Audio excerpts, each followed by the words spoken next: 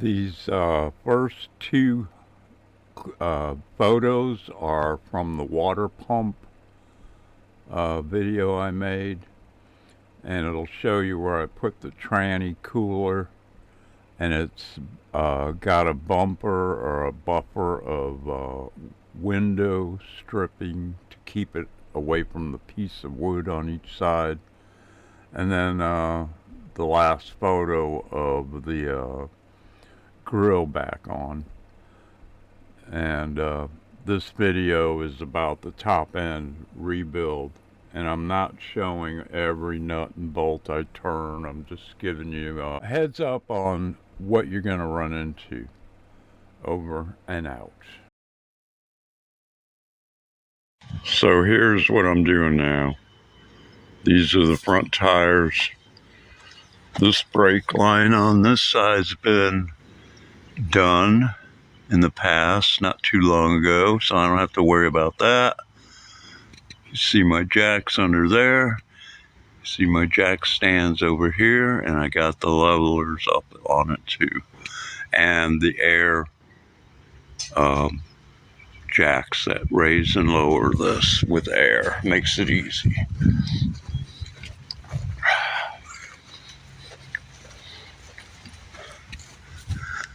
This rubber line is the one that I have to change and bleed out. And I'll bleed the other one too. And I gotta paint the tire rims. And that's what I'm up to now. Well, got this thing off. That goes right there. This has got to come off. Rest of the distributor has to be marked and come off. And now I've got a wasp in here. Won't leave me alone. Get, motherfucker. Coil's got to come off. Injector's got to come off. All the stuff got to come off. I got to pull the intake, and it's all under the floor. Trying to get the valve covers off so I can clean them, take the rocker arms apart, push rods. I got to go all the way down to the head gaskets. This exhaust manifold is loose. I just got to put the impact on it and drive it really quick to get the bolts out. This side I still got to do, and coil's got to come off. Linkages, hoses. It's quite a job. Not the first time. I'll show you the rest. It's in a motorhome. Actually living it at the shop.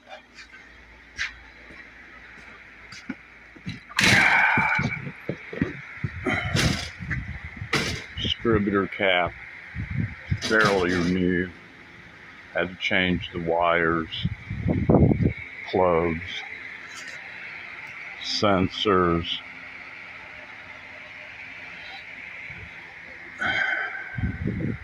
So the first thing I had to deal with was putting the starter in up in here, below there, below that exhaust, from the other side of the rail there. This brake's good.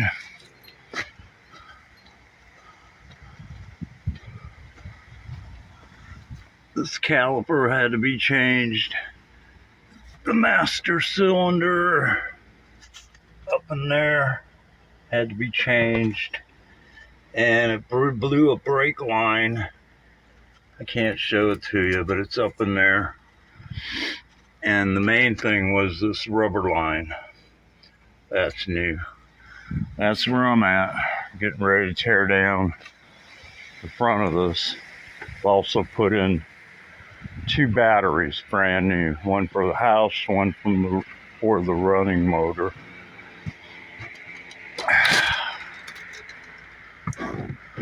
That's why I haven't made any really good movies lately.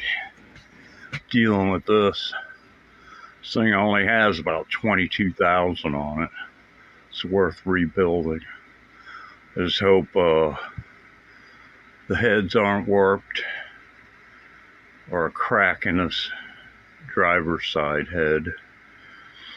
I can tell it's pretty nice looking for the age. It's a 92 454. Anyway, that's what I've been up to. Over and out. Alright, this is where I'm at today. This will be part 3 of the 454 rebuild. Alright, there's a lot of brackets. 1 over 2 are over there in power or AC. There's 1 or 2 over here where the alternator bracket hooks up to the front head over here. 1 back here that holds the lines in. There's 1 below there that holds part of these electrical wires. A bracket on the side of the head up there, and you just got to find it all. The biggest problem right now, way up in front, there's a small bypassed hose, and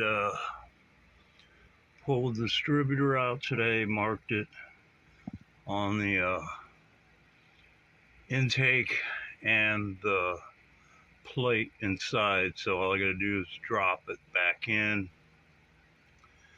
So tomorrow I gotta take all these rockers arms off, pull all the push rods out, and find out where all the head bolts are, both sides. And I'm going to use an impact to pull these things out quickly, because there's a lot of them. Once I do that, all I got to do is lift this off. I'm hoping when I pull on this intake, that bypass hose will come off, because it's a bitch to get on. It's going to be a bitch to get off. That one I'm going to replace because such a bad spot. Might as well put a new one on there. The rest are pretty new. Changed them a while ago, last time I did this. So that's where I'm at today. And today I've got a wasp nest underneath the hood in the front on the other side of the dash in that corner, and they keep coming in. 4 of them came in. I got 2 hovering in here. 2 of them hit the screen, and I let them out. These 2, I don't know what they're up to, but I got to get rid of them. So, I'll take you out here.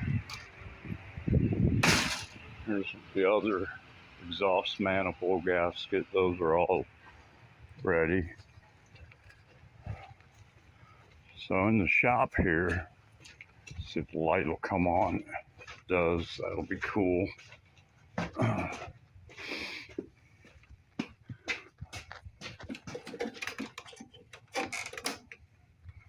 Okay. These were painted, so I'm taking all the paint off. I'm gonna have to get the stripper. I want it to cool down the oil quicker. And then these 2 front tires are ready, painted, and I've got a rubber sealant on the rubber. So those 2 are cool. And that's all I know till tomorrow's video, if I can make it that far. We'll see. All right, over and out.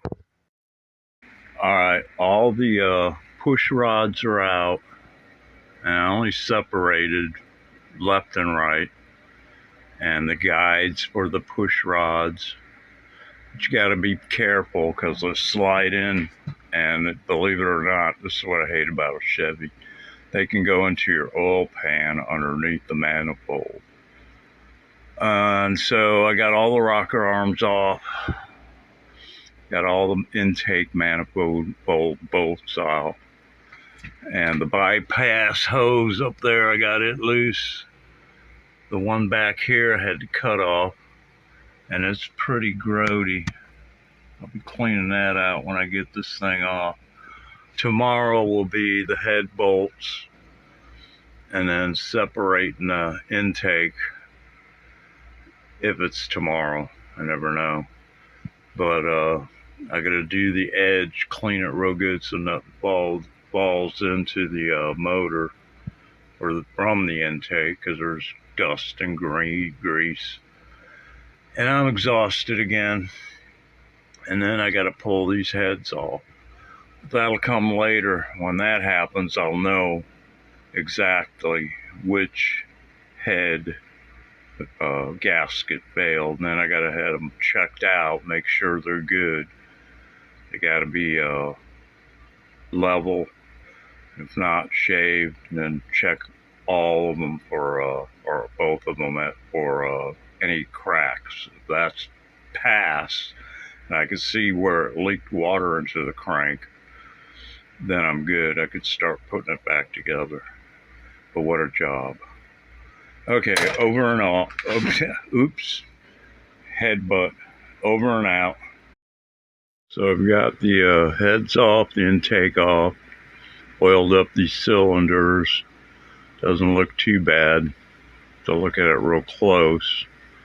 I'm going to take you back into the shop. So the intake is cleaned, painted, it's good to go. The heads, it's the one I took off today, off the passenger side. I gotta examine it better. It's a lot of work. This one I've looked at, I gotta clean them both, but I'm not painting these. They don't need it. Head bolts are clean and good to go. And here's the intrusion on the left side, driver's side. That's where the leak occurred, and I'm thinking it probably went into over here somewhere. Anyway, these are clean, ready to go, and these are both going to the machine shop to be make sure they analyze it to be fit. They got to see if there's any warps to them. You may have to plane them out and then check for any cracks. I don't see any in the first one, this guy, but I can't get the other one on here till I get this one clean and ready to go. That'll be probably a little bit of 1200 grit black paper just to buff it up a little bit. And man, it's a lot of work. But this motor, it's got only about, I don't know, 22,000 on it. So it's worth doing. That's all I know. Got all the paint off of those. Should make the oil heat evaporate quicker. Anyway, that's all I know. Nothing else. Over and out. It's been 3-4 days putting all the doodads on. Everything's good. All these vacuum lines and the modules. There's one over here, goes in the back. And then they're all self-explanatory where they go. Your harness will only go one way. There's a couple on here on the throttle body. It's all pretty much put back together. I got to put a couple of these wire guides on here. I forgot to put on the valve cover. Other than that, I'm done. Throttle body's on. Things glued down. And then I want to show you this. So the way I did the distributor is, hold on, turn it this way, get a light in here.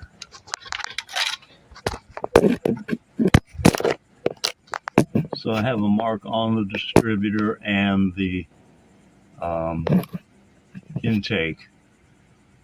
It's slightly off, but that's the way we did it with the vacuum timing. Just a hair off the line. And then what I did was the bottom plate inside the distributor, I marked wherever the rotor ended up when I pulled it. And so if you don't move the rotor, and you line up the bottom marks close as you can get, then the whole thing just drops right in, right exactly where you left off. Pretty simple. It's been about 4 days of putting all this back. I got to get another one of these conduits for this part of the wiring. It all was dry rotted. There's a piece left right there. I don't know if I can find it. Anyway, I'm doing a water test right now to see if she'll hold the water, her water. Nothing comes into the oil pan and it's empty, then I'm good to go. Then the next thing is to put oil in it for one more rinse out. I did 3 of them so far. This will be the 4th one, and basically 4 filters. Looked pretty good last time, but you got to swish it out one more time and then put the good oil in, the new filter. And I'm exhausted. My knees hurt, my back hurts. It's hard to do one of these rebuilds, but as you can tell, it's pretty good shape. All my tools are everywhere. Took a lot of stuff to do this, but I'm done now, pretty much. Just got to put the air cleaner on it eventually. The main concern is that the water will stay in the system. That's, I'll pull the plug on the pan tomorrow. As long as nothing comes out, I've done my job correctly. And that's all I know. It's another day here for about an hour, hour and a half, just buttoning up. Spend another 40 minutes putting these clips back on for the spark plug wires. That's about it. No biggie. That's all I know. Nothing else. Over and out. So it's up and running. I definitely need to change out my water pump. I get a little smoke probably from the oil and paint stuff. Should be alright. Figure that out later. Finally idling right. But yeah, the water pump was squeaking. It's just now stopped. Temperature's still good. Find out if I got a valve cover leak or not. I don't think so. I think it's just all the goo that fell across here. Don't know. Smells like oil. Anyway, it's running. Over and out. So, with the cover on, the air cleaner on, it's pretty quiet now. You don't hear all that engine noise. Doesn't have thrush on it. It's all stock. But when you step on it, it sounds like this.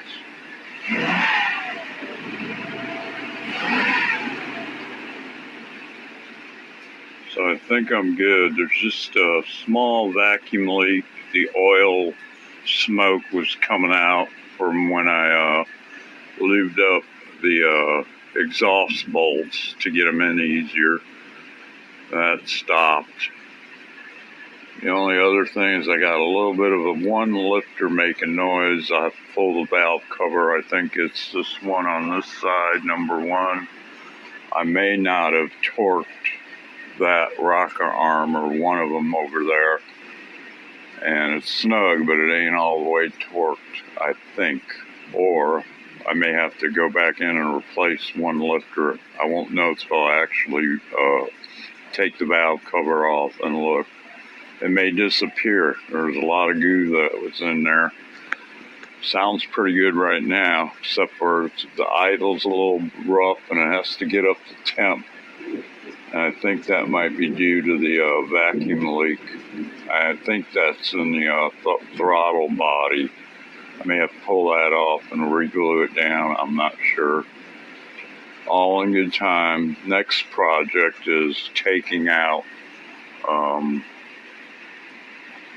the radiator water pump, because I do have a little leak there. The weep hole is leaking.